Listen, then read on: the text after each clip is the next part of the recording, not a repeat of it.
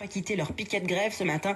On parle de la CDMT dans le conflit du parc naturel de Martinique. Bonjour Jean-Marc Pulvar. Bonjour Fanny, bonjour Kate. Une partie des salariés est toujours mobilisée, dénonce encore le management du président Louis Boutrin. Ce matin, vous en parlez donc avec les représentants de la CDMT.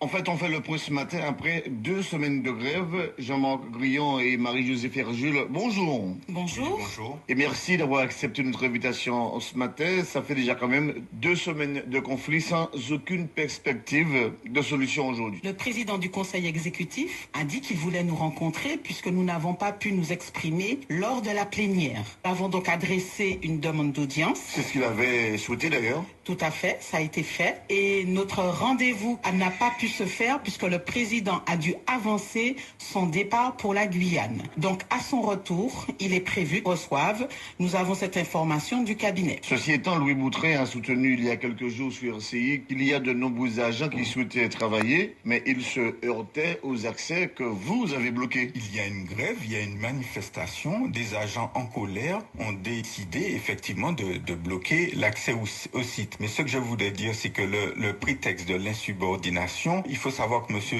Vous n'avez pas répondu à la question. Est-ce que vous confirmez ce matin qu'il y a plus de la moitié du personnel qui est mobilisé? Oui, qui est mobilisé. Si vous faites un tour sur les piquets de grève, vous voyez que toute la journée, le nombre d'agents en colère, du début de la matinée jusqu'au soir, ils sont tous là et ils sont bien motivés par quelque chose. En attendant, Jean-Marc Guyon, comment pensez-vous trouver une solution à ce conflit? C'est-à-dire que les agents du parc sont dans l'attente d'une solution effective, puisque ce sont des gens qui aiment leur travail et qui respectent leur travail et qui souhaitent qu'au plus tôt, même si c'est que ce soit par la médiate avec le président, qu'une solution soit trouvée au plus tôt pour que la grève puisse...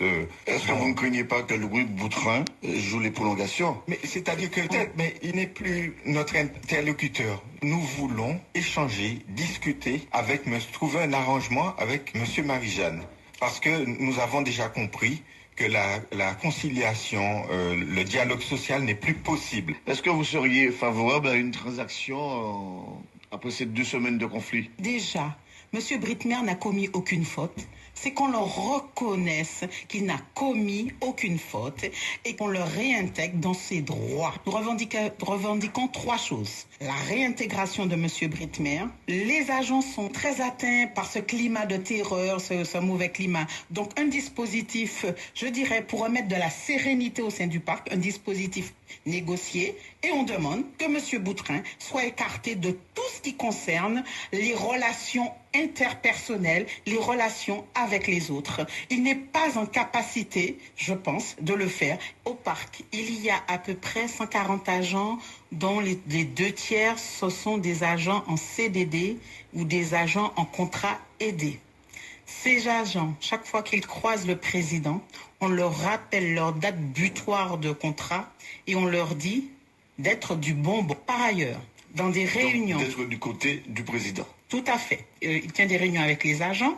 Les personnes qui contredisent ce qu'il peut dire, ce qui arrive dans les entreprises, sont écartées de ces réunions et sont mis à l'index pendant ces réunions. C'est l'irrespect de la personne. C'est l'inhumanité de cette personne que nous combattons.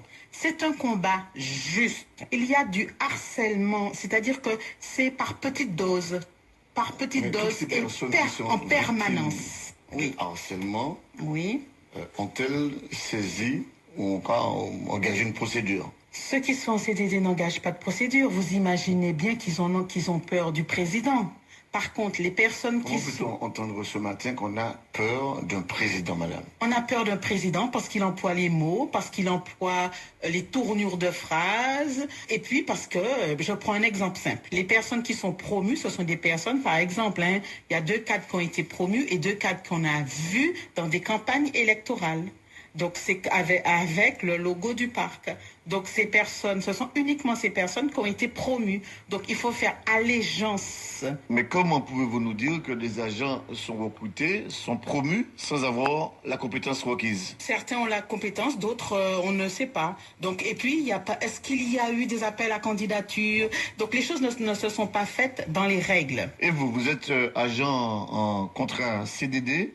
Vous avez finalement décidé de rejoindre le mouvement mais de manière anonyme. C'est exactement ça. Arrivé à ce stade, c'est que ce qui se passe au parc naturel est inadmissible. On ne peut pas accepter cela. On ne peut pas accepter de ne pas pouvoir s'exprimer pour pouvoir dire librement qu'on ne fonctionne pas le président actuel. C'est aberrant, l'injustice, c'est pas possible. Bien écoutez, merci pour ces précisions ce matin. Bonne journée. Merci. Merci. Au Bon revoir. courage. Fanny, à demain. À demain, Jean-Marc. Belle journée à vous et